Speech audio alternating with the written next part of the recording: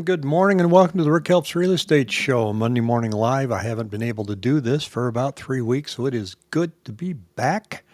Got a few things I want to share with you this morning. I want to take a look at how we're teeing up and getting ready for our spring market in Arizona. And it is spring in Arizona. We've got spring training going on, baseball. It's a great time of year to be here.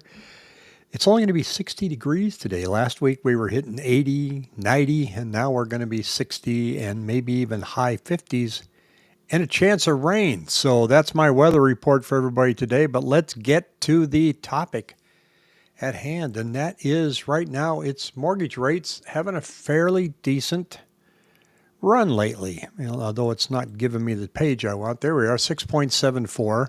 Pretty good week considering we started out about 7.03. So we're at 6.74.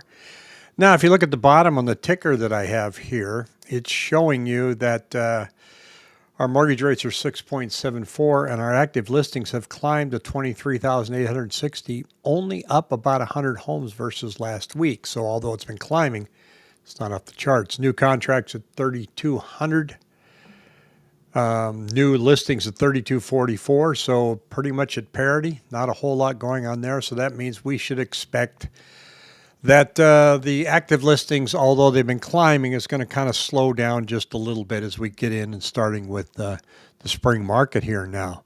Now, in looking at interest rates, it's impossible to say where they're going to go. Nobody really knows. And it's all bond market driven. But I found this interesting. Figure 3 here. Central banks have more space to cut rates today than in recent past. In other words, right here.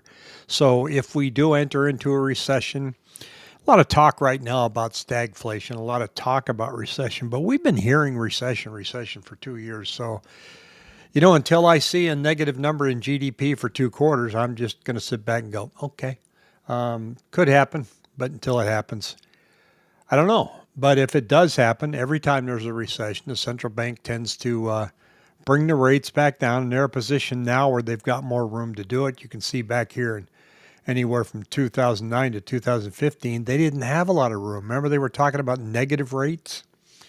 I remember when they announced that the overnight rates were 0 and people were calling lenders going, can I get a mortgage for 0? So make sure you understand the difference between what the Fed is doing and what mortgage rates are doing. Here is, I think, the snapshot of our Arizona market, and that is the number of price changes per week. The closer we get to April, the listings that came on in January that are still sitting there, people are having to adjust their price. And I'm gonna jump into this a little bit deeper here in just a couple minutes and show you what I have been talking about over and over and over again, and that is the asking price. Good morning, Renee. Good to see you. So you can see the price changes are sitting there at about 3,213. That's a pretty high number for the first part of March. What did not jump, and I wasn't expecting it to jump, and that was expired listings. I'm expecting expired listings to jump April 1st. Simply the very simple reason that just says, good morning, Jimmy. I think people signed a 90-day listing agreement the 1st of January. Let's see what we can do.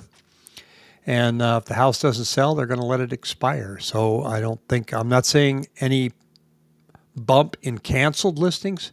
People are just letting the listing go. They're starting to lower their price a little bit, and I'm going to show you how much more wiggle room I think they have. The other thing that I want to touch on here too, and that is months of supply, which is very seasonal. Thank you, Glenn. Glad to have you here. And that is months of supply.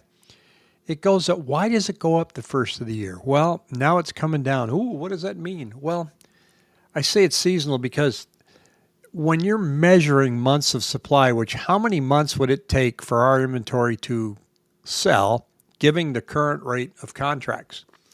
Well, it would take up here 5 months. Well, when were these homes listed? They were listed late October, early November. And so the days on market climbed. Sales were slow, so months of supply naturally goes north. Now, as sales are starting to pick up, it's not picking up by leaps and bounds. We were running about 2,200. Now we're about 3,290. That's enough to start absorbing some of these listings. So months of supply start coming down. Normal, still considered 4 to 6 months. We haven't seen normal in years, so we wait yet again. Okay, now I'm going to dive into the weeds here.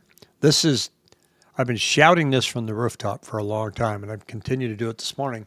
Sellers, pay close attention to this. This is very, very important. It's buyers that set the sales price. You can list it. Buyers determine what they're willing to pay. The list price and the sales price is not determined. The list price is determined by you, the seller, and your realtor. The sales price is not. Real estate agents cannot set the sales price. We put something out there based on conversations between the agent and the seller. What would you like to see? What net proceeds do you want? That's the number sellers want. They have a net proceeds number in their hand or in their head. I want this. Okay, well, let's see if we can get that for you. Now, the buyers determine, nope, you're not going to get that. And you can see that our average list price now is coming down. And our average list price is lower. This is price per square foot than last year. So it's trending in the right direction if you are waiting for prices to come down. If you are listing, you probably really don't like this trend because you're going to end up back here in this bucket where you have to do a price reduction. But all is not lost. And what I want to point out is this. This is average list price per square foot. I want to compare that to the average sales price per square foot. In that, go back here again and look at this line here. This is 2023. Our list price was higher last year than it is today. But currently, our sales price is higher than last year. Let's drill down a little bit deeper. The average sales price, monthly average sales price per square foot is $312, yet people are listing their homes at $362 per square foot. Are you starting to see the disconnect there? The sales prices are not reflecting what sellers are hoping to get. And we saw that clearly in January. Everybody came in full speed ahead. Let's go. Let's get these things selling. And they're not getting that asking price. Now, when you go back and you look and you say, sales are just plummeting. We're having a down 20-30%. Reventure Consulting was right. And you can see, based on where we're at with the monthly sales prices, that we haven't fallen below last year. We haven't fallen below 2023. So sales prices are still performing fairly well. And from the past 2 years, they've increased about 8%. So if you're waiting for a crash and you're waiting for sales prices to come down, sales prices, not asking prices. We're not there yet. We're not seeing it. I expect an aggressive adjustment in asking prices the closer we get to the middle of spring, after I see a jump in expired listings. I'm expecting that. Now, if there isn't a jump in expired listings, what is that going to tell me? Well, that tells me that people are going to hang in there just a little bit longer and see what happens. There's 47% of you, according to a small sample survey that I did, that said, well, I'm listing my house, but if I don't get it, it's okay. I'm going to take it off. I'm going to wait till later. So now 24% of you are saying I have to sell. That's kind of a normal number. 24% of people are listing because they have to sell. They've got a corporate relocation, just got married, getting divorced, whatever, job change. That's not an alarming number either. Here's our active listings now, and they have gone up, as I've spoken earlier. I have been projecting in my simple little mind that by the end of March, we're going to be about here at 26,000 listings. That's still possible, but my 7-day moving average is actually showing this trend is kind of starting to flatten just a little bit, so I may not make that. Normal is 27,000 listings. Again, there I go using the normal word, and we'll see what happens. But it all depends on the gap between new listings and new contracts. If that gap expands, there's pricing pressure on the downside. Now, I haven't pulled up the actual numbers yet, but where we're really seeing some sales starting to soften and people are starting to feel it are in condominiums. And here's our Cromford Market Index where it's gone down. It's a leading indicator. It's still going down. It's sitting at 84.5, so you are in a buyer's market, but condominiums are starting to feel the heat a little bit. Some of that, I think, is the decrease in Airbnb traffic, which is minimal, but it's still there. We have an oversaturation especially in the Scottsdale area and Sedona area with Airbnbs. And so whenever there's excess supply, revenue drops, bookings drop, and you feel that more in condos than you do in single family residence. So people that were thinking about selling their condo last year and they've got it rented and now they're having a harder time finding a renter for their condo are regretting that they didn't list it last year. Real estate just does that. It goes up and down. You can see it reflected a little bit here on the average sales days on market. It's exactly like where we were last year. Sitting there at about, again, 80 days. Seasonally, it goes up again. Why? Because you listed it in November. November, December were slow. It gets reflected in days on market. It starts to improve as you get into spring. It does every year, this year, and this year. So sales are going to get a little bit better for you out there, but it's not really as aggressive as a lot of people were used to and were hoping to see. It's not doom and gloom. It's just if you price it right, folks, it's moving. If you're priced well above the average sales price, you're going to sit there. But if you look at the average sales price compared to what the sales price was last year and the year before, many of you are in a good equity position. Many of you that purchased in 2022, whenever you try to sell very close to a 2-year window, you're going to have a bit of a pinch, a little bit of a problem. And we're seeing some of that. So I don't anticipate that improving for you. But if you bought in 2020, 2021, and you got to sell, you're in good shape. Just don't price as aggressively as some people are telling you the market is, because the market is not there. We did see an improvement in contracts this week as mortgage rates went from 7.03 down to 6.75, and there's some 6.5 rates out there. Affordability is still a stretch for first-time home buyers. We could be in this market for quite some time. I'm not seeing affordability improving. People are always asking me, where do you think new home sales are going to be in? Wow, should I buy now in March? I don't know. It all depends on you. It all depends on what your situation is. Why do you want to buy? Do you want to buy because you have to? Do you want to buy because you're tired of renting?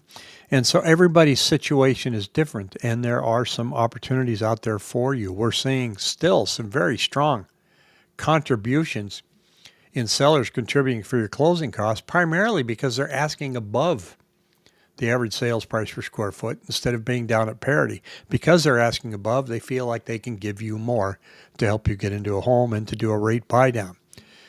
The jury's out on whether that's a good idea for you as a buyer. And if you want to wait and see if home prices are going to come down, there's no crystal ball out there that's going to tell you where this is going to go. Economically, we're still kind of riding that fence, stagflation, inflation without growth. It was the most Googled term last week, stagflation. It's just talk.